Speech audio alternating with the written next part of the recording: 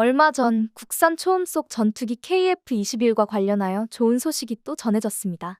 바로 공중급유 시험에 성공한 것입니다. 공중급유 능력은 현대의 전투기가 보유해야 할 필수 기능으로 이걸로 KF-21의 작전 반경 및 운용 시간을 확장시켜 원거리 임무 능력 등 작전 효과 및 공군의 전투력을 극대화할 수 있게 되었습니다. 방사청은 전투기의 작전 반경은 공중급유 시점과 급유량에 따라 차이가 있지만 1회 공중급유로 최소 약 50% 이상 증대할 것으로 예상했죠. 대한민국의 항공우주 기술이 미국이나 러시아, 유럽 등 선진국들과 대등한 반열에 올라섰다는 걸 한눈으로 보여주는 놀라운 성과였습니다. 그런데 그렇게 잘 나가다 보니 KF-21의 개발 성공에 숟가락을 얹으려고 하는 나라도 생겼습니다. 바로 대만인데요. 최근 대만 군사 전문가들이 자국 방송에 출연해 한국의 KF-21 개발 성공에는 자기들 대만도 크게 기여했다는 황당한 주장을 펼쳐 논란이 되고 있습니다. 도대체 무슨 자신감으로 이런 소리를 하는가 싶은데요. 그런데 그로부터 얼마 지나지도 않아 대만 군사 전문가들을 충격에 빠뜨린 폭발 사고가 발생했습니다. 조사 결과 지목된 사고 원인은 대만 군사 전문가들의 주장을 정면으로 반박하는 내용이었는데요. 이에 이들은 차마 고개를 들지 못하는 상황이라고 합니다. 영상과 함께 자세한 소식 알아보도록 하겠습니다. 韩国除了向美国买战机啊，就是 F-35A 之外，它也自主研发了，就是在屏幕当中我们看到这 KF-21啊，猎鹰超音速战机，它的这个机身大小啊，跟 F-18很相似啊，双引擎，最大速度每小时是2200公里，最远呢可以飞到2900公里啊，可以搭载7.7吨的各类型的弹药。说到了南韩研发战机啊，其实大家知道吗？跟台湾也有关，为什么呢？因为有一部分的研发人才是从我们台湾被挖角过去的哈。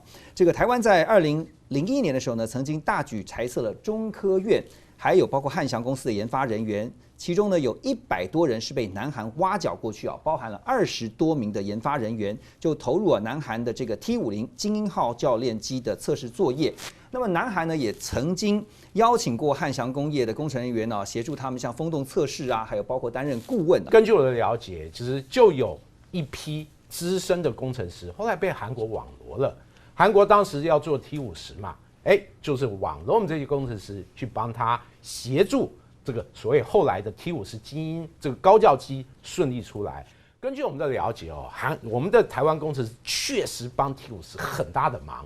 特别是我们那个资深工程师到那边发现，你原来的设计有问题，飞机可能会超重，没办法按时程进行推出、试飞甚至量产，因此把整个计划还有相关设计做了很大幅度的修改。但总体来讲，在他们的帮助下，这个飞机后来还是成功的按照时程进行试飞，而且我们工程师其实很有荣幸，首架飞機試飛成功的時候，他還到飛機上做簽名，代表了韓國肯定我們工程師對他們這架飛機的巨大貢獻。 대만의 군사 전문가들은 T-50의 개발에 대만의 항공 엔지니어들이 중추적인 역할로 참가했으며 이들의 도움이 있었기에 한국이 항공 기술력을 발전시켜 오늘날의 KF-21이 있을 수 있었다는 황당한 소리를 늘어놓았습니다.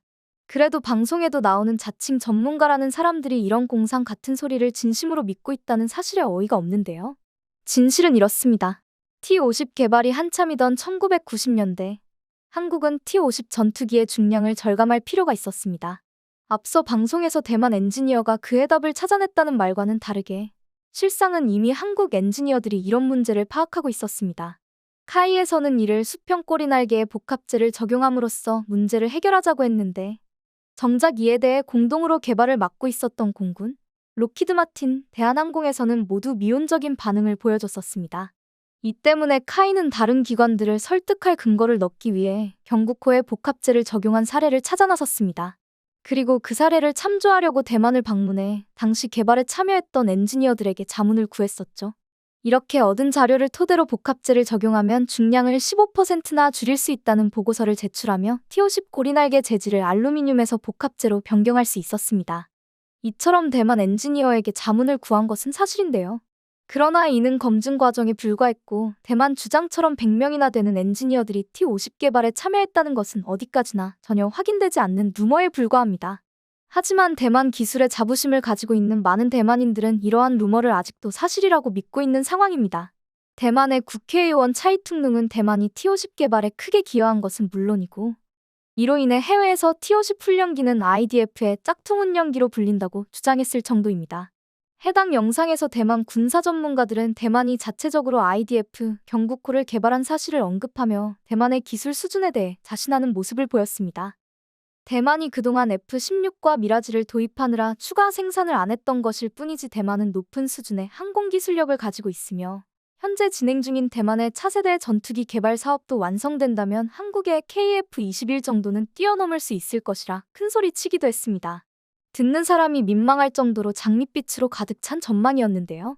이러한 부분에서 새삼스럽게 결국 중국과 대만은 똑같은 민족이라는 사실을 느낄 수 있었습니다. 중국이 세계의 중심이라는 오만한 중화 사상을 대만인들 역시 공유하고 있는 것입니다.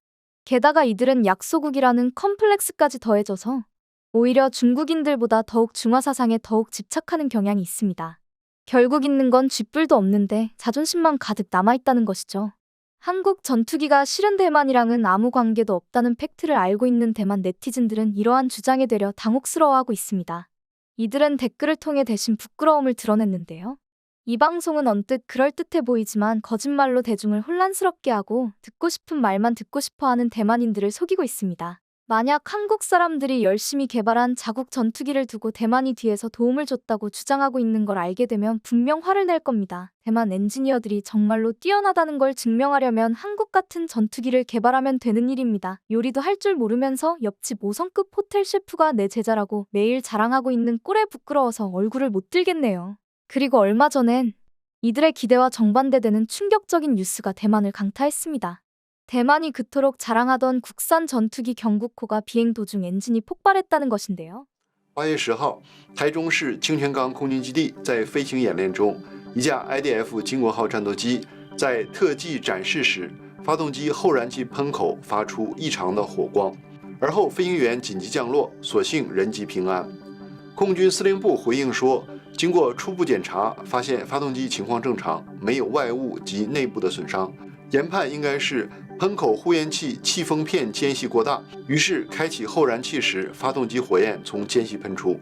虽然所幸没有发生什么事故，但大家也都觉得已经近30年历史的 IDF 确实已经老迈。台湾下一代战机的问题也越来越受到注目。今天 다행히 문제를 확인한 조종사가 비상착륙하며 인명사고로 이어지지는 않았지만 이번 사고는 전투기의 고장이 일어나 추락했다는 것보다 더욱 심각하게 받아들여지고 있습니다. 이번 사고는 대만 전투기가 관리 기술 부족으로 인해 급격하게 노화되고 있는 상황으로 인해 일어난 것입니다.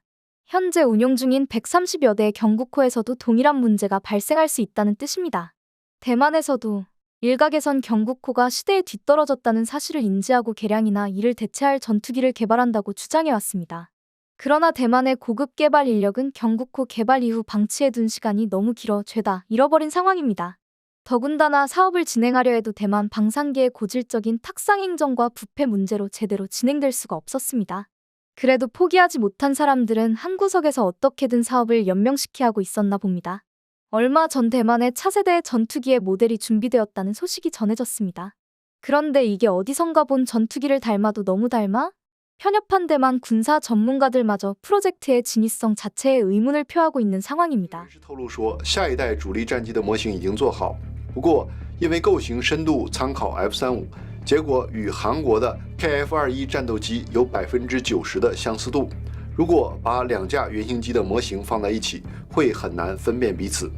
随着它缩短研发时程，新一代战机的发动机已经确定外购方式取得，将采用2台奇异公司的 FC-14 GE400 发动机。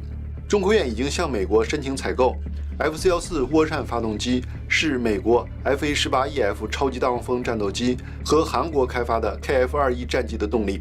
外形相似，发动机也与 KF-21相同。至于各种性能，那我们就可以参考 KF-21进行脑补了。